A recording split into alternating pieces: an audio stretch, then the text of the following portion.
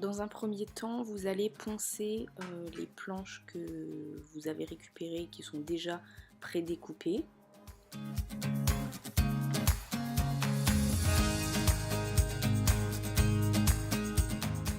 Ensuite, avec un stylo ou un crayon de papier, vous allez faire des petites marques aux endroits où vous voulez percer et donc mettre vos vis.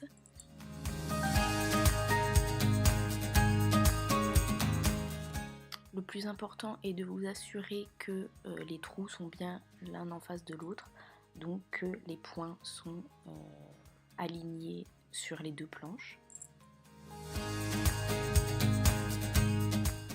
Une fois que vous avez fait toutes vos marques sur les planches, vous pouvez venir percer avec une mèche légèrement plus petite que la taille de vos vis.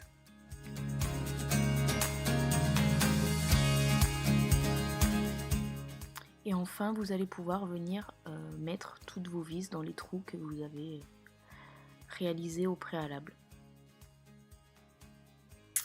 Pour notre meuble, nous avons mis 5 vis à chaque fois pour faire tenir la planche. Je pense que 4 peuvent suffire, mais voilà, 5 c'est bien. Vous allez pouvoir répéter tout ce qu'on vient de faire 2 autres fois pour pouvoir visser les 3 planches sur le plateau du meuble.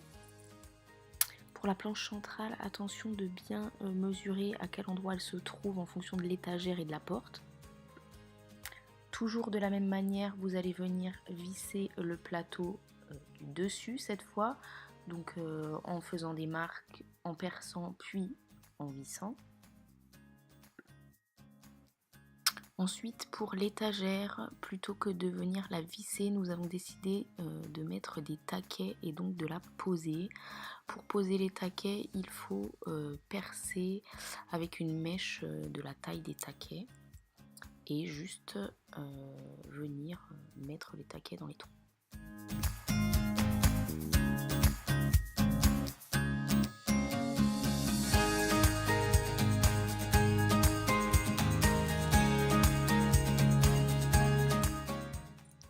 Pour les charnières invisibles de la porte du meuble, vous avez juste à tracer les endroits où vous allez venir visser votre charnière. Donc vous ne faites pas la même bêtise que nous et vous mettez les charnières les deux dans le même sens, sinon ça marche mais c'est moins joli. Ensuite, vous allez venir visser vos charnières dans le meuble, puis la porte sur la charnière.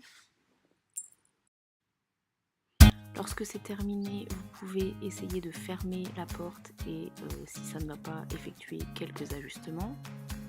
Comme tout ne s'emboîte pas forcément parfaitement, nous avons poncé la planche avant de venir la visser. Le meuble est maintenant presque terminé. On va juste venir clouer le panneau en fibre au dos du meuble. Alors vous mettez les clous où ça vous chante tout autour de la planche. Plutôt que de mettre une poignée sur la porte, nous avons opté pour un trou circulaire que nous avons fait avec une scie cloche. Pour finir, on va venir visser les roulettes sous le meuble. Je vous conseille de mettre les freins à l'arrière du meuble. Les roues sont plus jolies sans les freins et donc on les voit moins si vous les mettez à l'arrière. Voilà, le tuto est à présent terminé. Donc j'espère que les explications auraient été claires. En tout cas, elles me paraissent claires. Mais comme c'est une grande première, je ne sais pas ce que ça va donner. Donc n'hésitez pas à commenter en me disant ce qu'il faut améliorer.